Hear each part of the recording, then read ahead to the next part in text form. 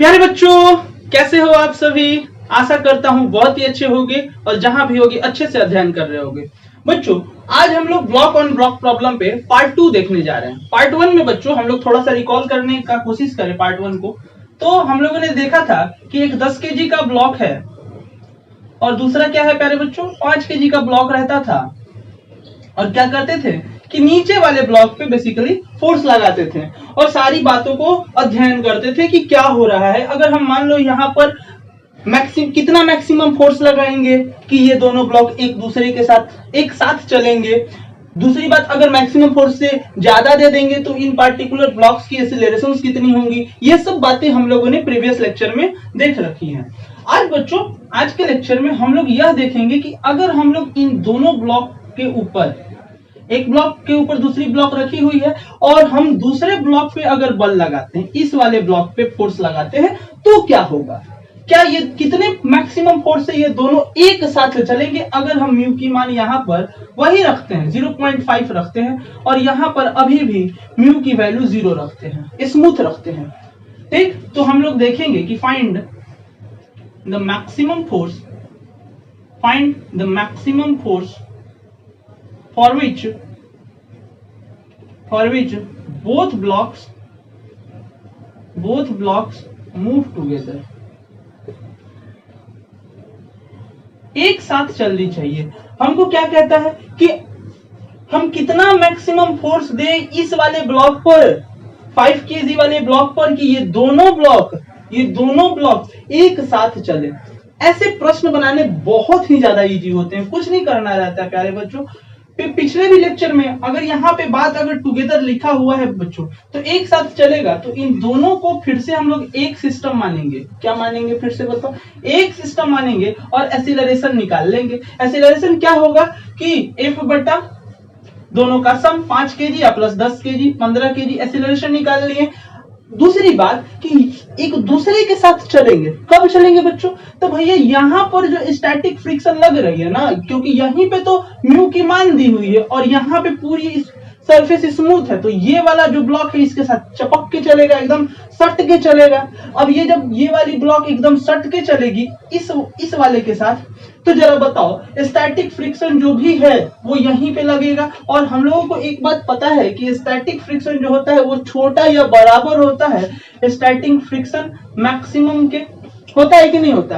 अब हम लोगों को स्टैटिक फ्रिक्शन बच्चों मैक्सिमम की जो मान है वो कितनी होती है, म्यू इंटू सर एन होती है, म्यू इंटू एन। और एन जो भी लगेगा वो यहीं पे लगेगा, यहीं वाली एन की बातें करेंगे, तो एन की वैल्यू यहाँ पे कितनी हो जाएगी, 5g के बराबर हो जाएगा। और म्यू की मान यहाँ पर दी हुई है 0.5, 0.5 इंटू 5 इंटू जी की मान 10 रखते हैं। और एफएस की वैल्यू हमको एफएस इसी तरह रखते हैं, ठीक। अब एफएस जो होगा वो छोटा हो जाएगा, यहां से वैल्यू अगर निकालेंगे तो 250 हो जाएगा।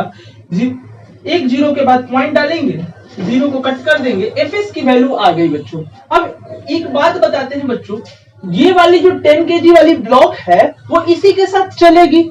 इसको तो एकदम अब नेसेसिटी हो गया, एकदम नेसेसरी हो गया कि इसी 5 केजी के ब्लॉक के साथ आगे बढ़ना है। अब जब आगे बढ़ना है तो इसकी एक्सीलरेशन कितनी होगी, तो बस इस वाले 10 केजी से इसको क्या कर देंगे, डिवाइड कर देंगे, इसको भी क्या करेंगे, डिवाइड कर देंगे। तो फोर्स बाय मास क्या हो जाएगा, एक्सीलरेशन होता है। और यह एक्सीलरेशन होता है और एक्सीलरेशन की मान तो आपने निकाल रखी है, तो F बटा 15 लेस देन 2.5 हो गया, यहां से 2.5 हो गया प्यारे बच्चों। तो F जो होगा ये इधर ये डिवाइड में इधर गया, तो प्यारे बच्चों मल्टीप्लाई में और इनकी मल्टीप्लीकेशन कर लेने हैं। सिंपल सा 5 5 जा 25, इसको क्रॉस मल्टीप्लाई कर लो, 5 2 जा 10, अब 5 कितना हो गया 15 और 2 17 के 7 हासिल लगा 1 और 2 का 1 3 37.5। अगर F तो F इतनी वैल्यू आएगी, तो मतलब जो मैक्सिमम फोर्स होगा F मैक्सिमम जो होगा वो कितने के बराबर होगा, 37.5 न्यूटन के बराबर होगा। मतलब इतना अगर मैक्सिमम फोर्स देंगे तो ये दोनों ब्लॉक एक दूसरे के साथ चलती रहेंगी, ठीक है। अब हम यहां पर ये ना देकर यहां पर अब प्यारे बच्चों हम 0.2 अब फिर से क्या करते हैं, पिछले कुछ लेक्चर्स में हम लोगों ने देखा और फोर्स नीचे वाले ब्लॉक पे देते हैं, फोर्स नीचे वाले ब्लॉक पे देते हैं। अब यहां पर 4-5 प्रश्न किए और हम लोगों ने यह देखा कि यहाँ की जितनी भी बार देखा तो नीचे वाले ब्लॉक का सरफेस जो था स्मूथ था, अब थोड़ा सा रफ कर देते हैं और उसकी म्यू की मान 0.2 लगभग दे देते हैं। अब क्या होगा, तो बोलता है प्रश्न थोड़ा सा हम चेंज करते हैं, थोड़ा सा प्रश्न को चेंज करने का प्रयत्न करते हैं। प्रश्न बोलेगा कि find minimum and maximum value of force for which both blocks move together। कितना आसान प्रश्न है बच्चों। इस प्रकार के प्रश्न एकदम इजी होते, एकदम हड़बड़ाना नहीं रहता, एकदम इत्मीनान से आप ऐसे प्रश्न कर सकते हो, कुछ नहीं करने रहते हैं। फिर से एक बात बताओ प्यारे बच्चों, जो भी है स्टैटिक फ्रिक्शन, अब क्योंकि यहां पर हमने म्यू की मान दे रखी है 0.2, तो अगर फिर से इसको हम बनाने का प्रयत्न करें एक बार, ये 10 kg वाला ब्लॉक था, तो स्टैटिक फ्रिक्शन अब तो लगना स्टार्ट हो जाएगा, स्टैटिक फ्रिक्शन अब तो लगना स्टार्ट हो जाएगा। और तो ये मिनिमम कितना फोर्स देंगे, तो स्टैटिक फ्रिक्शन नीचे वाला मैक्सिमम के बराबर होगा, तभी तो वो मिनिमम कहलाएगा। नहीं समझ में आया? अरे भाई मेरे ये वाले ब्लॉक को हम खींच रहे हैं तो कितने मैक्सिमम फोर्स दे देंगे कि ये चलना स्टार्ट हो जाएगा। क्यों? इसको साथ में ही चलना है, मतलब स्लाइड करना स्टार्ट कर देगा, ये स्लाइड करना स्टार्ट कर देगा। कितना मैक्सिमम फोर्स, जब तक से आप फोर्स इसके लिमिटिंग फ्रिक्शन से ऊपर नहीं दोगे तो ये ब्लॉक दोनों चलेंगे ही नहीं। और बोल रहा है मूव्स टुगेदर, बोल रहा है प्रश्न मूव टुगेदर, मतलब चलना है, और चलना है तो मिनिमम फोर्स बताना है कि कितने मिनिमम फोर्स से ये दोनों चलने लगेंगे। बात समझ में आ गया? बस तो स्टैटिक फ्रिक्शन जब आप मैक्सिमम दोगे तो उतने ही पर ये वाला क्या करेगा, चलना स्टार्ट कर देगा। तो ये बात तो पता है कि म्यू इनटू एन होता है, टुगेदर चलना है, दोनों को एक साथ चलनी है, दोनों ब्लॉक को, तो कितनी हो जाएगी, म्यू की मान आपको दी हुई है 0.2 और एन की मान कितनी हो जाएगी 15, क्योंकि साथ में चल रहे हैं बच्चों, तो 15 इंटू 10 कर दो, जी की मान 10 कर दिए, यहां से आ गया 5 to the 30 300। एक जीरो के बाद पॉइंट बिठाएंगे, काट देंगे, तो एफ एस मैक्सिमम की वैल्यू, और यही जो होगा मिनिमम फोर्स होगा, यही जो होगा क्या होगा, मिनिमम फोर्स होगा, जिसपे ये ब्लॉक जो है मूव करना स्टार्ट कर देगा 30 न्यूटन पर। अब बच्चों, अब 30 न्यूटन के बाद अब क्या करेंगे कि हमको मांग रहा है कितना मैक्सिमम फोर्स दे, मैक्सिमम फोर्स तो मांग रहा है, कितना आसान है, कुछ नहीं करना है।